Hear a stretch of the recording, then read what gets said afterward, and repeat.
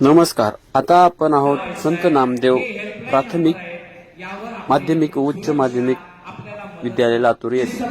आज या ठिकाणी मानव तस्करी आणि बालविवाहाविषयी जनजागृती शहरातील तरुणाचा वॉक फॉर फ्रीडम मूक रॅली. मानव तस्करी आणि बालविवाह थांबवण्यासाठी सुरू असलेल्या राष्ट्रीय जनजागृती मोहिमेचा भाग म्हणून लातूर येथे वॉक फॉर फ्रीडम जनजागृती. तुमच्या माझ्यासारख्या लोकांची एखाद्या वस्तूप्रमाणे खरेदी विक्री केली जाते. तुमच्या माझ्यासारख्या लोकांची या शहरात या देशात पण तुम्ही आणि मी आज इथे आहोत. नुसतं पोस्ट करण्यापुरतं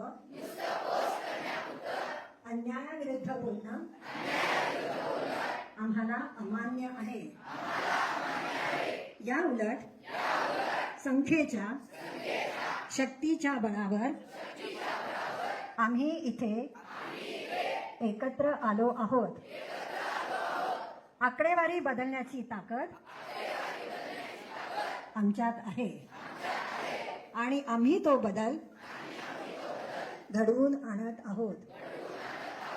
आमची पदयात्रा स्वातंत्र्यासाठी आहे. आमची पदयात्रा न्याय आणि आत्मसन्मानासाठी आहे. आमची पदयात्रा आशा आणि पुनरुज्जीवनासाठी आहे. ऑस्ट्रेलिया ते अर्जेंटिना, भारत ते इस्रायल, मलेशिया ते मेक्सिको, युनायटेड स्टेट्स ते युनायटेड किंगडम, आम्ही एकेका पावलागणिक गुलामगिरी नष्ट करू. हे विसरू नये की आम्ही हे फक्त बोलत नाही, यावर आमचा विश्वास आहे.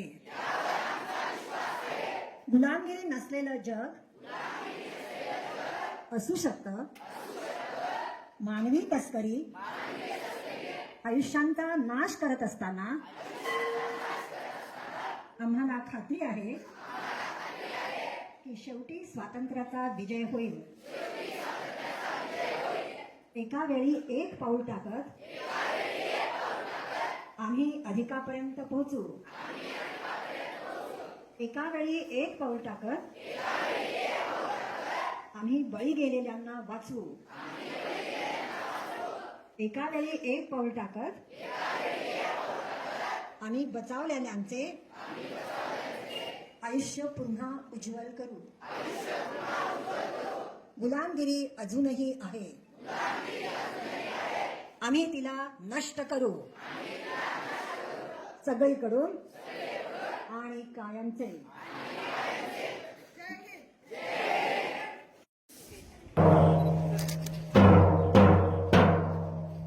रॅली काढण्यात आली. या उपक्रमात देशभरातील 30 पेक्षा अधिक ठिकाणांसह लातूरमधील 300हून अधिक विद्यार्थ्यांनी नागरिकांनी यात सहभाग घेतला.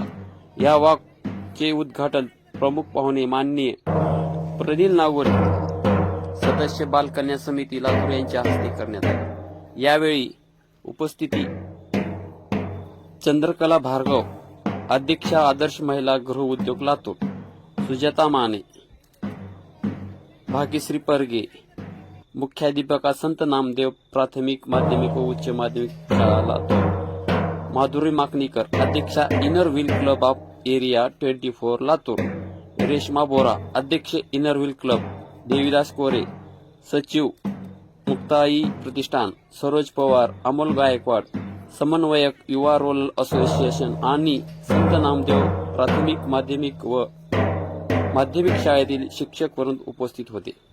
वॉक फॉर फ्रीडम हा शहरातील प्रमुख रस्त्यावरून एकाच रांगेत काढण्यात आलेला मूक रॅली होता. सहभागी नागरिकांनी मानवी तस्करीची वास्तव परिस्थिती सांगणारे फलक हातात धरले. मानव तस्करीच्या पीडितांचा आवाज दडपला जातो, त्यांच्या समर्थनास हा मोर्चा शांततेत काढण्यात आला. वॉक फॉर फ्रीडम ही संकल्पना आंतरराष्ट्रीय स्वयंसेवी संस्था A21 यांनी मांडली असून भारतातील 2017 पासून मुंबई स्थित द मूव्हमेंट इंडिया या संस्थेमार्फत हा उपक्रम राबवला जात आहे. आतापर्यंत भारतातील 105 पेक्षा अधिक ठिकाणी दरवर्षी 237 वॉक फॉर फ्रीडम कार्यक्रम झाले असून 70,000हून अधिक नागरिकांनी त्यात सहभाग घेतलेला आहे. वॉक फॉर फ्रीडमच्या सुरुवातीला सहभागी नागरिकांना मानव तस्करीची लक्षणे ओळखण्याबाबत माहिती देण्यात आली. तसेच एखादी व्यक्ती अडचणी दिसल्यास संपर्क करण्यासाठी राष्ट्रीय हेल्पलाईन क्रमांक सांगण्यात आले. यामध्ये 1098 अडचणीत असलेल्या मुलांसाठी चाइल्ड लाईन, 181 महिलांसाठी राष्ट्रीय हेल्पलाईन आणि 1930 सायबर गुन्हे हेल्पलाईन यांचा समावेश होता. सहभागी नागरिकांनी हे क्रमांक आपल्या मोबाईलमध्ये सेव्ह केले आणि आपल्या परिसरात मानव तस्करी रोखण्यासाठी जागरूक नागरिक म्हणून सक्रिय भूमिका घेण्यासाठी शपथ घेतली. त्यानंतर हा मोर्चा संत नामदेव प्राथमिक व उच्च माध्यमिक शाळा परिसर लातूर येथून सुरू होऊन परिसरातील सार्वजनिक ठिकाणी फिरून हा त्याच ठिकाणी समाप्त झाला. लातूरमधील वॉक फॉर फ्रीडमचे स्थानिक नेतृत्व सद्दाम शेख, कार्यक्रम समन्वयक युवा रोलल असोसिएशन यांनी जिल्हा महिला व बाल विकास Latur, inner wheel club of area 24 Latur, आदर्श महिला गृह उद्योग Latur, inner wheel club, Muktai Pratishthan यांच्या सहकार्याने हे कार्य केले. या उपक्रमात संत नामदेव प्राथमिक, माध्यमिक व उच्च माध्यमिक शाळा लातूर यांचा मोलाचा सहभाग होता.